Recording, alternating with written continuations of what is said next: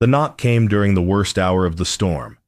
3 sharp raps that shouldn't have been audible over the wind, but were. Caleb Monroe set down his coffee cup. The fire hissed as snow blew down the chimney. He hadn't heard a human voice in 6 days, hadn't wanted to. The knocking came again, weaker this time. He crossed the cabin in 4 strides and pulled open the door. A woman collapsed across the threshold, an infant screaming in her arms. Both were covered in snow, their clothes stiff with ice. "No one wants me, sir." Her voice cracked like frozen leather. "But I can nurse the baby." Then her eyes rolled back and she went still. The child's cry cut through Caleb like a knife through cloth, high-pitched, desperate. The same sound that had filled this cabin 2 winters ago. Right before silence came forever. His hands shook as he lifted the woman. She weighed nothing. The baby thrashed against her chest, tiny fists striking air. "Easy now," he heard himself whisper. "Easy." He carried them both to the fire and laid them on the bearskin rug. The woman's lips were blue. The baby's face was red and furious with cold and hunger. Caleb's breath came short. He hadn't held an infant since the door stood open behind him. Snow poured in, white and endless. He stared at it for a long moment. One choice: close the door and let them stay, or carry them back out into the storm and let God sort it. The baby's cry weakened, started to sound like something drowning. Caleb turned back to them. The woman's eyes fluttered open, unfocused and pleading. "You're wanted here," he said, though his voice was rough as gravel. He closed the door slowly. The wind screamed once, then went muffled. The 3 of them were sealed together, now him, the woman, and the child who shouldn't have lived long enough to reach his cabin. He knelt beside them, hands hovering uselessly over strangers he'd just pulled across a threshold he swore he'd never cross again. She woke to silence the kind that follows violence or miracle, and couldn't remember which this was. Gray light filtered through frost-covered windows. The smell of coffee and wood smoke. A blanket tucked around her shoulders that she didn't remember pulling up herself. The baby. Sarah bolted upright, panic flooding her chest. Grace was gone. No. There, in a wooden crate lined with soft flannel. Sleeping. Clean.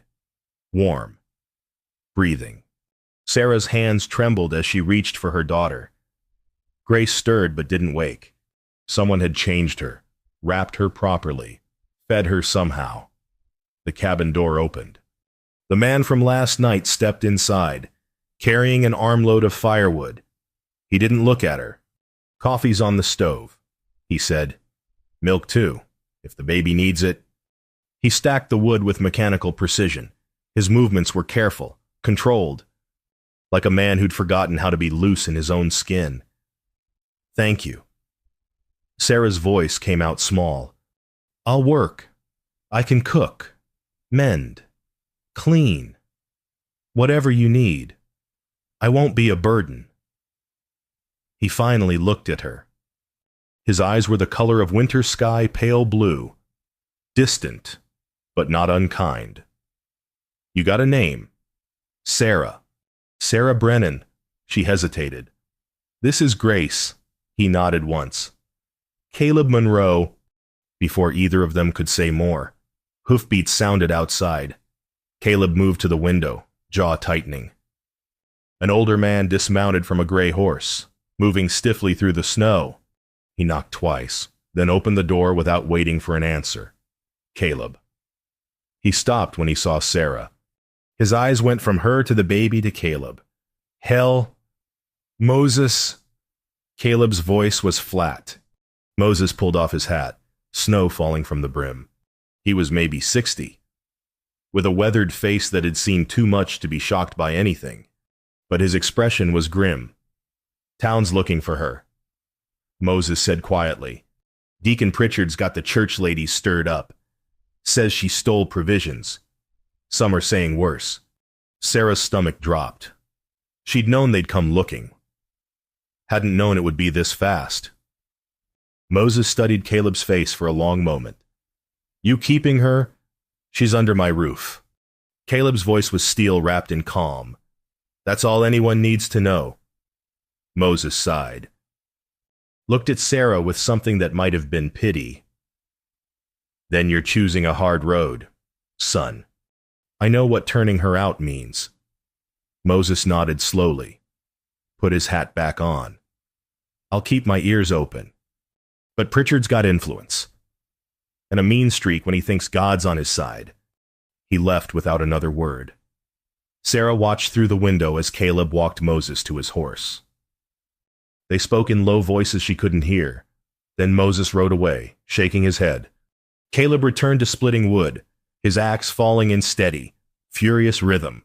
Sarah looked past him to the small grave marker beyond the barn. A wooden cross, half buried in snow, no name visible from this distance. She didn't ask, but she understood. This man knew what loss tasted like. And he'd just invited more of it through his door. He hadn't spoken more than 20 words all day. But silence in the cabin felt different now, occupied instead of empty. Evening came cold and blue. Grace slept in the makeshift cradle. Sarah stirred a pot of stew, trying to make herself useful without being intrusive. Caleb sat by the fire, whittling a piece of wood with a knife that caught the firelight. His hands moved with unconscious skill. I didn't steal anything, Sarah said quietly. He didn't look up.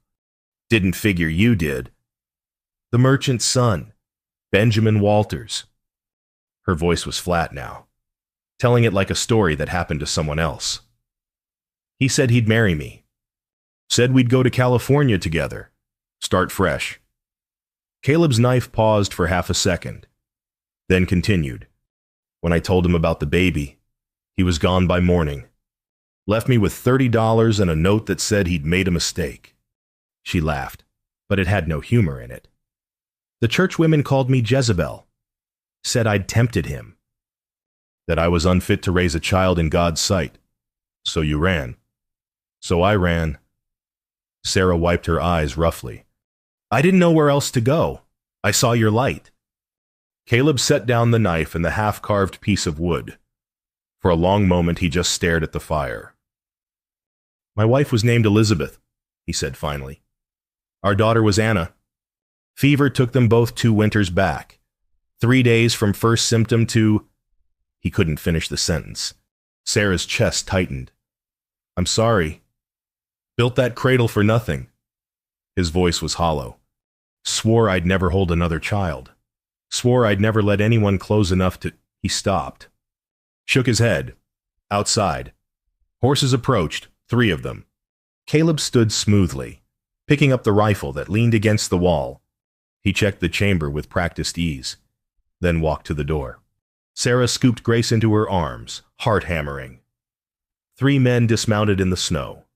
The one in front wore a long black coat and a preacher's collar. His face was thin and sharp, eyes like a hawk's.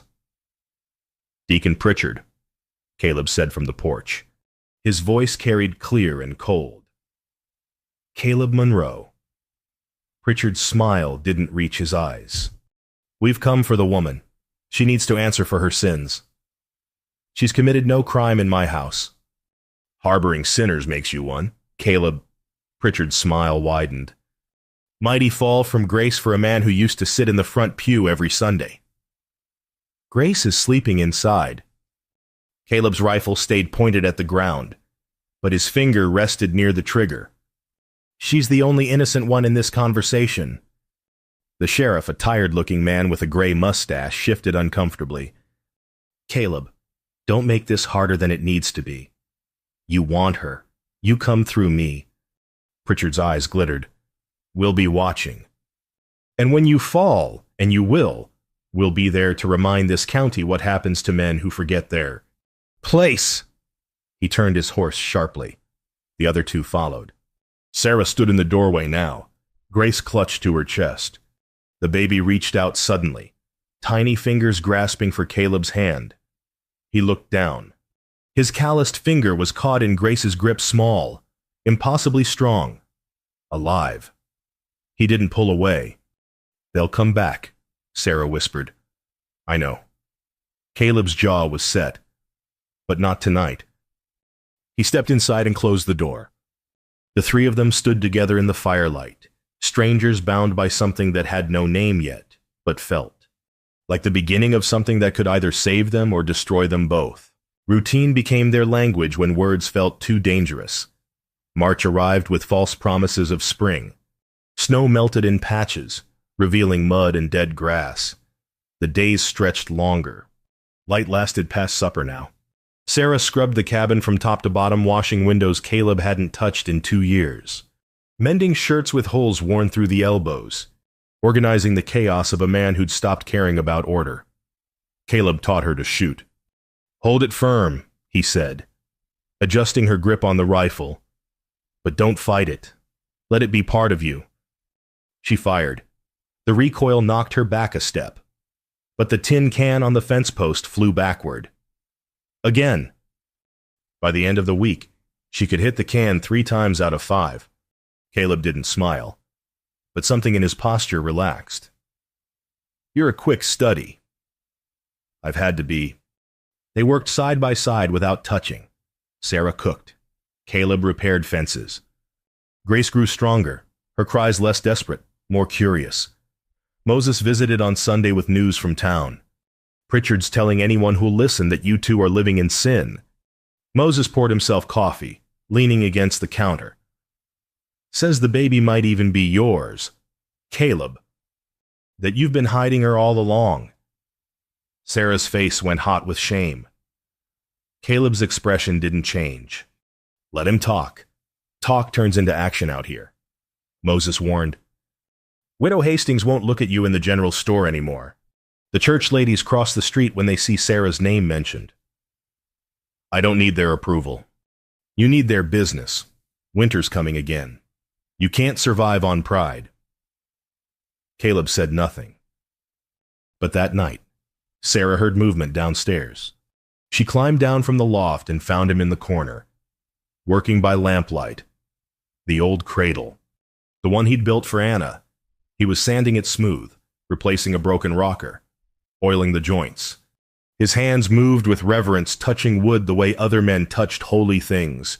Sarah watched from the shadows. He didn't know she was there, or maybe he did, and it didn't matter anymore. When he finally put down his tools and went to bed, Sarah crossed to the cradle. She ran her fingers over the carved headboard, delicate flowers, and a name half-finished. Anna. She didn't move it, didn't touch it again. But the next morning, Grace was sleeping in it. That evening, Sarah sang while washing dishes, an old lullaby her mother used to hum. She didn't realize Caleb had come inside until his voice joined hers on the second verse, low, rough, but unmistakably there. They finished the song together. Neither of them spoke afterward. But something had shifted like ice cracking on a river in spring. Grace's breathing changed, first shallow, rapid, wrong. Sarah woke to it in the dead of night. Her daughter's skin was burning. The baby's eyes rolled, unfocused and glassy. Caleb. Sarah's voice cracked with terror. He was beside her in seconds, barefoot and half-dressed. One look at Grace and his face went pale. Fever. The word came out hoarse. They worked through the night. Cold compresses soaked in creek water. Herbal tea Moses had taught him to brew willow bark and elderflower. Sarah held Grace against her chest, trying to will her own strength into the tiny body. But Grace kept burning. Caleb paced like a caged animal. His hands shook as he wrung out another cloth. It's too fast. Fever shouldn't spike this quick. What do we do? I don't know. The admission seemed to break something in him. Last time I didn't know either. Last time I... His voice shattered. Sarah looked up and saw tears on his face. Raw. Helpless. The mask of control he wore every day had cracked wide open. Not again. Caleb's voice was barely a whisper. God, not again, please. Sarah stood, still holding Grace. She crossed to him and pressed her free hand against his chest. Look at me.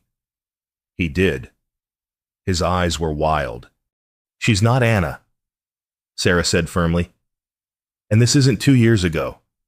We're here. We're fighting. Don't leave me now." Something in her voice steadied him.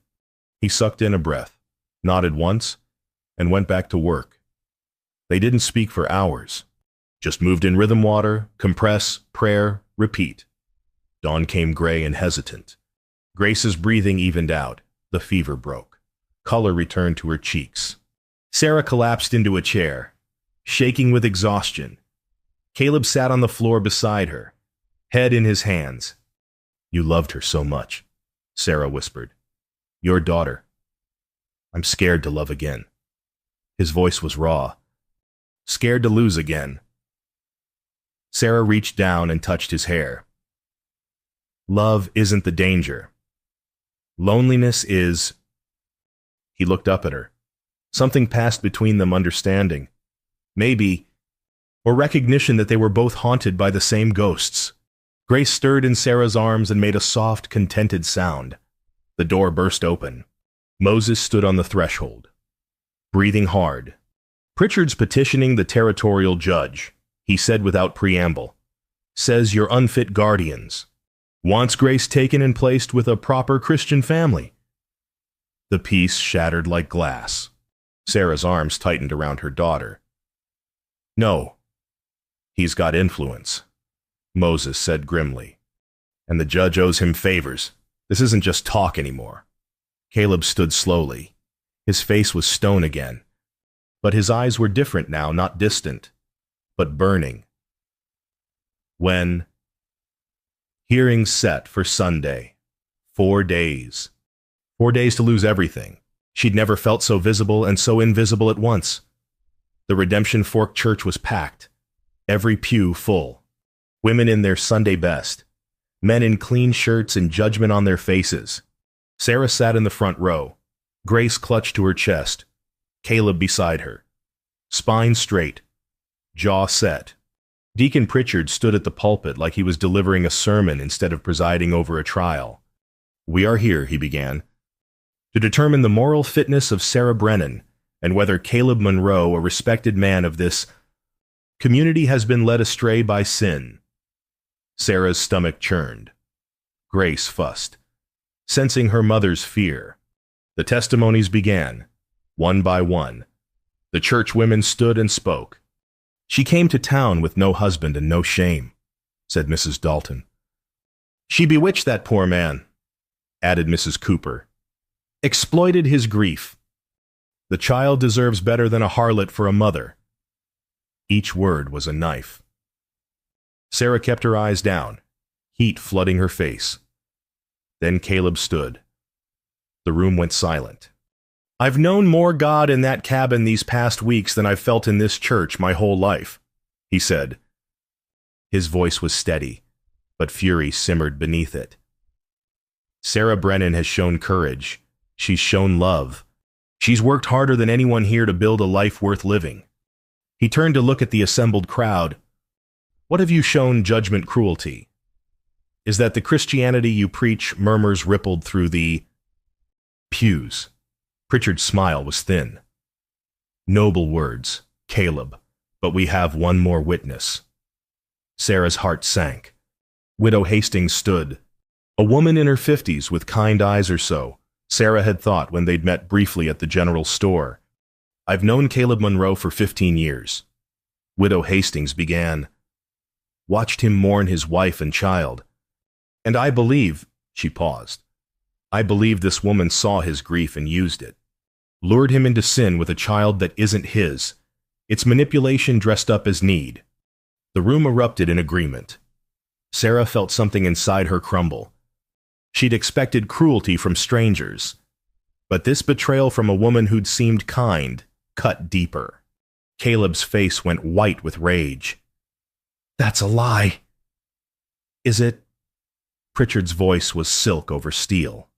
"Can you honestly say she hasn't benefited from your protection, that you haven't compromised yourself for her?" Caleb opened his mouth, closed it.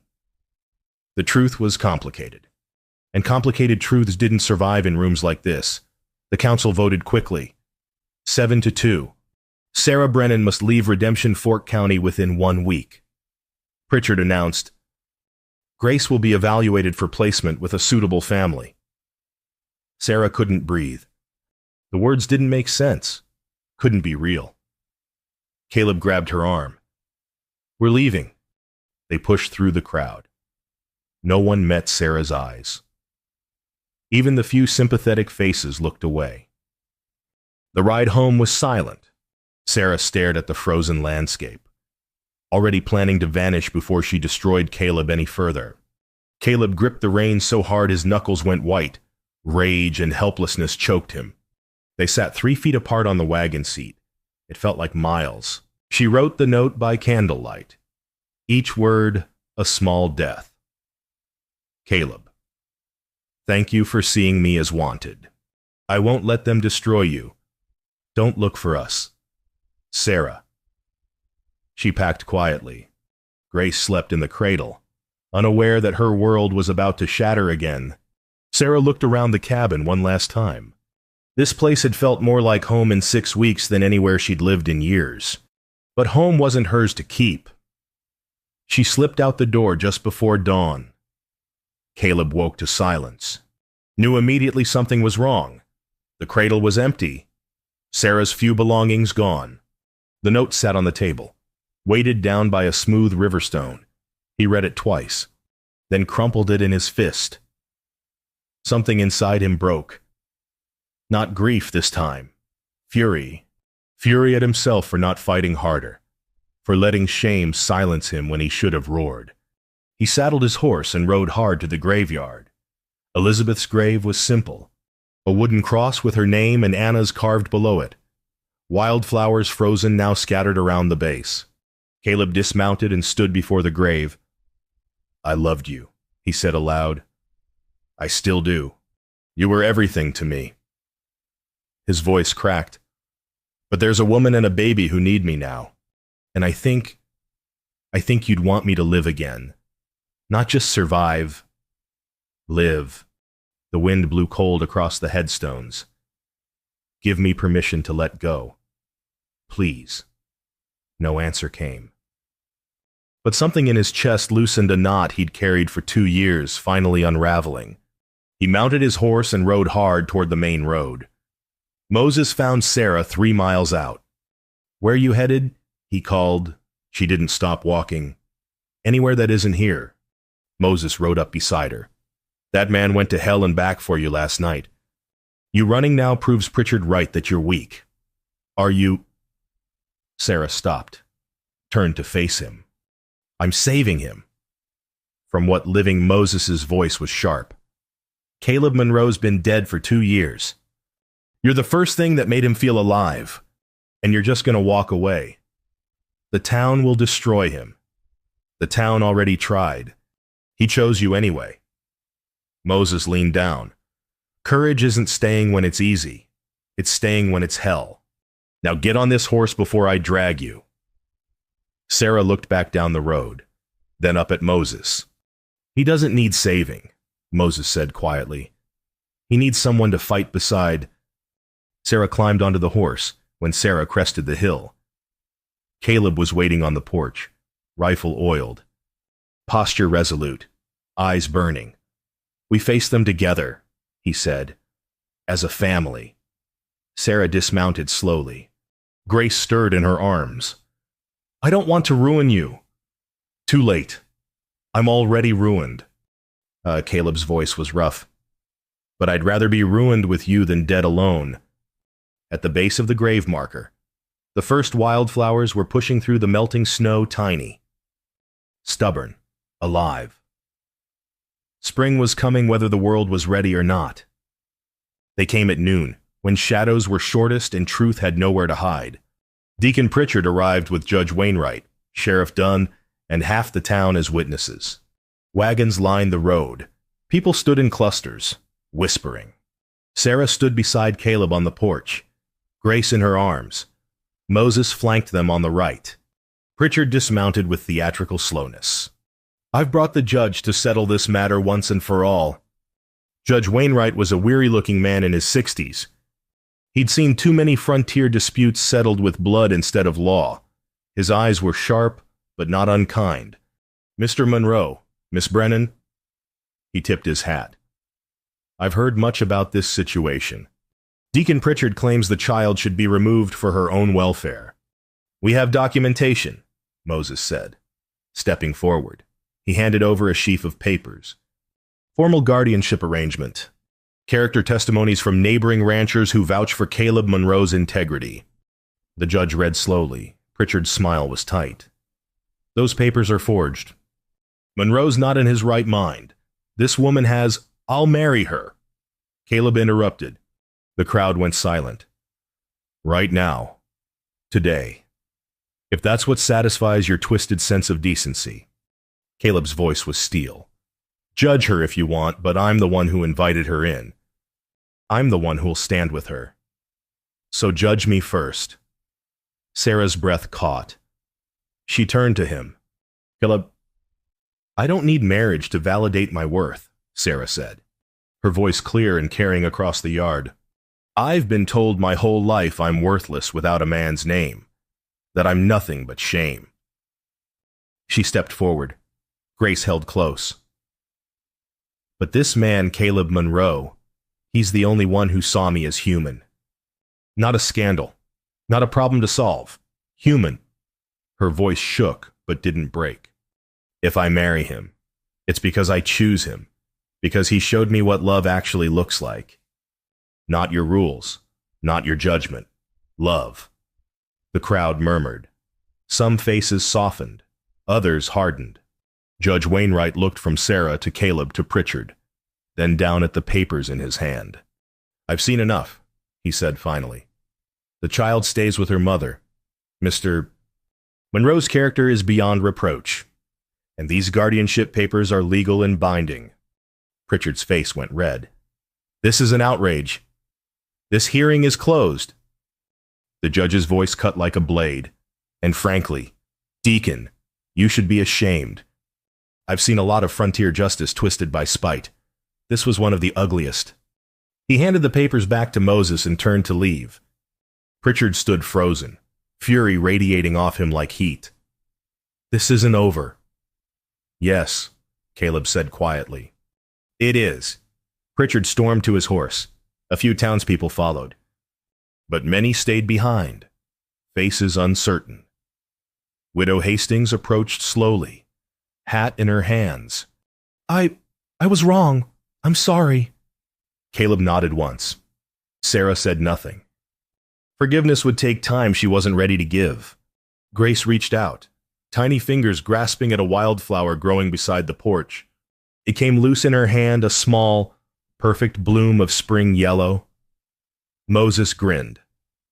"Well, hell. We won." Sarah leaned into Caleb's side. He wrapped one arm around her shoulders.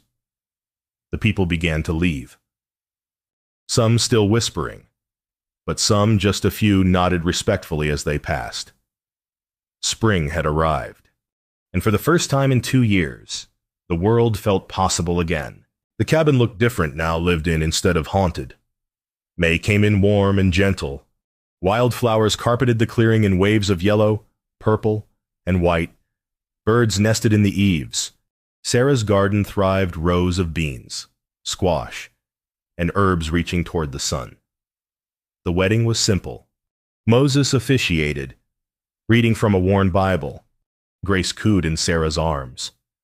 One tiny hand wrapped around a ribbon tied to her mother's dress. No church. No crowd.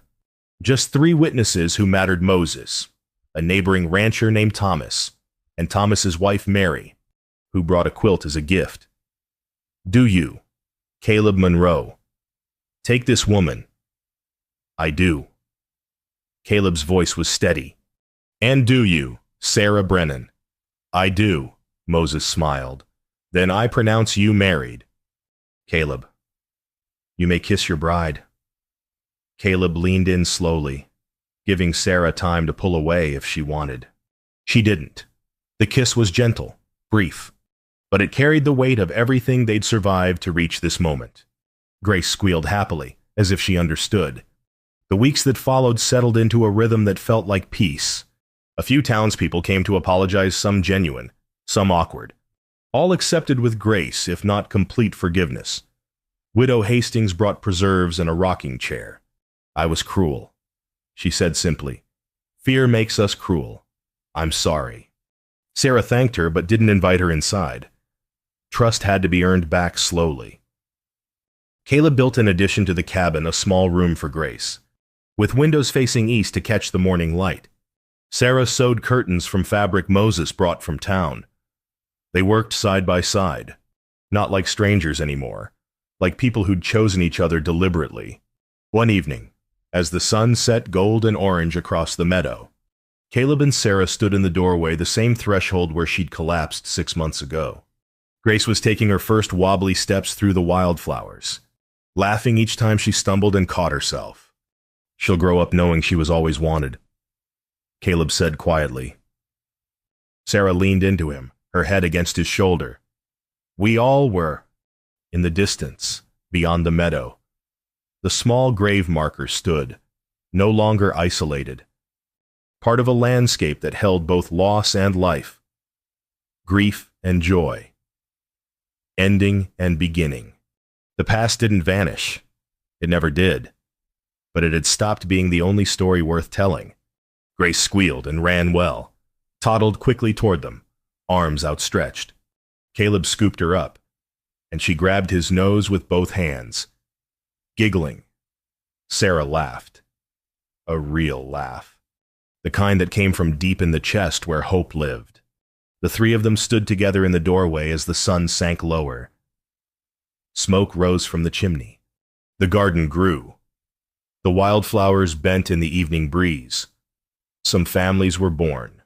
Others were built log by log, choice by choice, through the hardest winters into the kindest spring. And this one, forged in storm and judgment and stubborn love, was theirs.